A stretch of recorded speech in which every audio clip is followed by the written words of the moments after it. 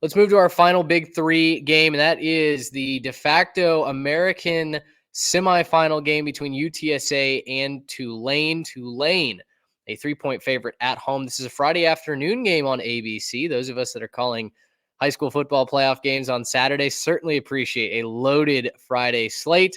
Guys, UTSA 8-3 this season. Tulane is 10-1, but both are 7-0 in conference. So the casuals may be looking at this going, of course it's going to be Tulane. They're the much better team.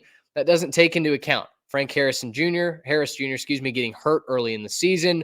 UTSA really sleepwalking through non-conference play, tough loss to Army early on in the season. They have been playing so much better as the season has gone along. The winner, as I mentioned, goes to the American Championship against SMU, as long as they don't get upset by Navy this weekend.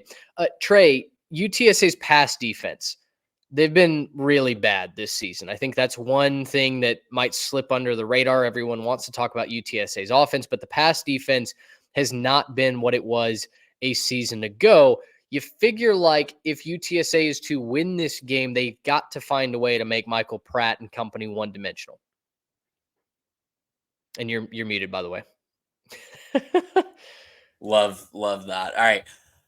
They got to find somehow, some way to do that. Absolutely. And I think that's why I'm leaning Tulane in this one. To me, Frank Harris Jr. is a fantastic quarterback. This is not a slight at him, but I think Tulane has the better defense and the slight quarterback advantage in this one, plus home field advantage. UTSA is on a heater right now, and you can't discount that, but Tulane has looked very good, very consistently all year. They haven't had the score point differential to show it, all the time, but overall they've looked very good, very consistently. So I'm going to roll with them at home, Tulane -3. UTSA, fantastic recovery for this year, and 8-4 in your first year in the American is nothing to sneeze at, but Tulane, I think, gets it done.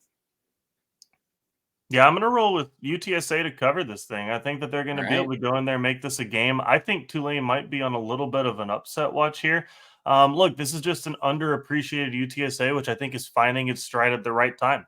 I mean, look back at their last week game. Frank Harris made headlines across the country because of what he did. He put up over 500 total yards of offense and just like a gazillion touchdowns and like did all the things that you want a quarterback to do. And I know that there were some emotions involved in that. It was his last game at the Alamo Dome. And so you're thinking this is a big moment, but let's not think that this isn't a big moment, right? This is a chance for him to go out there and validate some things about this program, right? This is a program that he's invested in, that he cares about. And when I look at the other side, I just don't know where Tulane's big offensive response is if he gets out to a bit of a lead, right? Let's say that they go up by a touchdown or so and start to do that. I just don't know that Tulane has the big offensive response for that, right? I think that if you look at these two teams, they're pretty evenly matched. Obviously, one really good offense, one really good defense. I just kind of think that when it's all said and done, the best player on the field plays for UTSA. And I think that that's going to be what ends up pulling them over the top. Some way, somehow, they're going to find a way. Frank Harris is going to have to be special to beat this Tulane team. Folks forget the only loss that Tulane has is to Ole Miss. You look in the box Michael score, Pratt was hurt. Yeah, exactly. Tulane, I believe now has won the last 14 games, if I'm not mistaken, that Michael Pratt has started. They were without him in that game at home against Ole Miss. If you look at the box score, you think Ole Miss won by 2 scores. What's the big deal? But remember, Tulane had a turnover very, very late in that game that in the last, I think, 60 seconds of that game that made it look much worse than it was. Tulane had Ole Miss on the ropes for the vast majority of that contest. I'm going to roll with Tulane as well. I think they're the better team at home.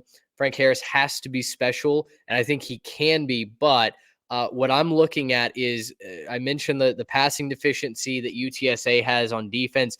Tulane is one of the best teams at converting third downs, and they're at home. If you can't get off the field as a visiting team, that is a recipe to lose a ball game. So I'm going to say it's Tulane and SMU going to the American Championship in just a couple of days' time. I'll roll with the Green Wave as well. Gracious, how about